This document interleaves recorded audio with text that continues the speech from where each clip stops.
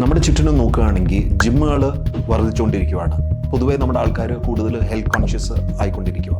പക്ഷേ ജിമ്മിൽ പോണ ആൾക്കാർ ശ്രദ്ധിക്കേണ്ട ഒരു കാര്യം, പലപ്പോഴും ജിം ട്രെയിനേഴ്സ് സ്റ്റിറോയിഡ്സിൻ്റെ ഉപയോഗം പ്രൊമോട്ട് ചെയ്യാറുണ്ട്. ഇത് എക്സ്ട്രീം ബോഡി ബിൽഡിങ്ങിൽ നടക്കുന്ന ഒരു കാര്യമാണ്. ബിക്കോസ് ഇവർക്ക് anabolic steroids, growth hormone, erythropoietin അഥവാ ഇങ്ങനത്തെ കുറേ ഹോർമോൺസ്, അതൊരു കോക്ടെയിലായിട്ട് അല്ല ഇന്ന ആളെന്നല്ല എല്ലാവർക്കും ഒരു പെർട്ടിക്കുലർ ഒരു ഇത് കൊടുക്കുന്ന ഒരു കാലഘട്ടമാണ്. പക്ഷേ നമ്മൾ മനസ്സിലാക്കേണ്ടത് പുരുഷന്മാരിൽ എസ്പെഷ്യലി ഈ അനബോളിക് സ്റ്റിറോയിഡ്സ് എടുത്തു കഴിഞ്ഞാൽ അവരുടെ ലൈംഗിക പ്രശ്നങ്ങളും അവരുടെ മണിയുടെ സൈസ് കുറയുകയും അവരുടെ ബ്രസ്റ്റ് തൂങ്ങി വരികയും ആൻഡ് അവർക്ക് ഈ പലപ്പോഴും ഇവരൊക്കെ യങ് ആത്ലീറ്റ്സ് ആയിരിക്കും. അപ്പോൾ ഇവർ മാരേജബിൾ ഏജോ അല്ലെങ്കിൽ കല്യാണം കഴിച്ച ആൾക്കാരായിരിക്കും. അപ്പോൾ ഇവർക്ക് കുട്ടികളുണ്ടാവാൻ ബുദ്ധിമുട്ടായിരിക്കും, ബന്ധപ്പെടാനുള്ള ആ ഒരു ഇൻട്രസ്റ്റും ഉണ്ടാവില്ല. അവർക്ക് ഇത് ബോഡി എന്നും പറഞ്ഞു വരുമ്പോഴേക്കും അവരുടെ ഫാമിലി ലൈഫും അവരുടെ പാർട്ട്ണറിനെ പ്ലീസ് ചെയ്യാനുള്ള കഴിവും ഇതെല്ലാം പോയിരിക്കും. അപ്പോൾ ജിമ്മിൽ പോണ ആൾക്കാർ പ്രത്യേകം സൂക്ഷിക്കേണ്ട ഒരു കാര്യമാണ്. ഇതേപോലത്തെ ഓരോ കുഴികൾ പോയി പെടരുത്.